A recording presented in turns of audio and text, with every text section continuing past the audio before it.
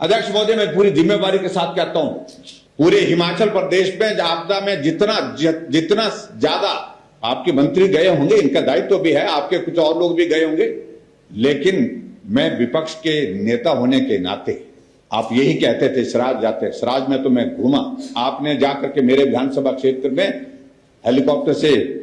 Helipad पे उतरने के बाद कहा कि जयराम का इलाका है, आपदा आई है, जयराम को 10 दिन यहां पर घूमना चाहिए। मैं 10 दिन नहीं, मैं 22 दिन पैदल चला हूं, 22 डेज,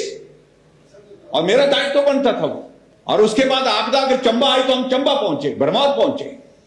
आपदा अगर बिलासपुर में आई तो बिलासपुर पहुंचे, सुंदरनगर में लोग दब गए तो वहां पर पहुंचे, अब कसोक आदमी मर गए तो वहां पर पहुंचा,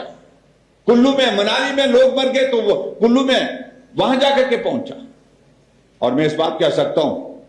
सबसे ज्यादा अगर आपदा के इस दौरान कहीं अगर गए, ठीक है हमारे पास हम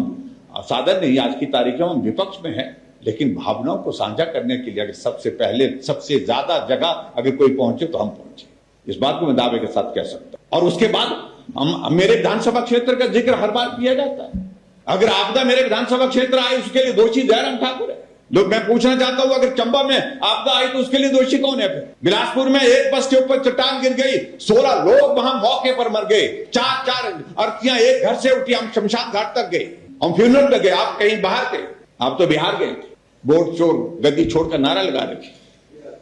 और हम जाकर के वहां पर बिलासपुर में जाकर के वहां पर फ्यूनरल में गए हुए थे। मेरा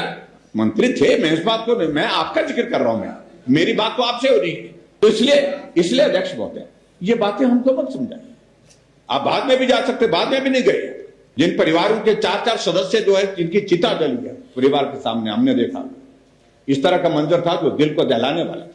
लेकिन अध्यक्ष महोदय, ये सारी चीजें सरकार के लिए नहीं, ये सत्ता में है, सत्ता में तो ये सारी चीजों का अर्थ कोई नहीं लग रहा शायद। इसलिए मैं इन बातों को लेकर के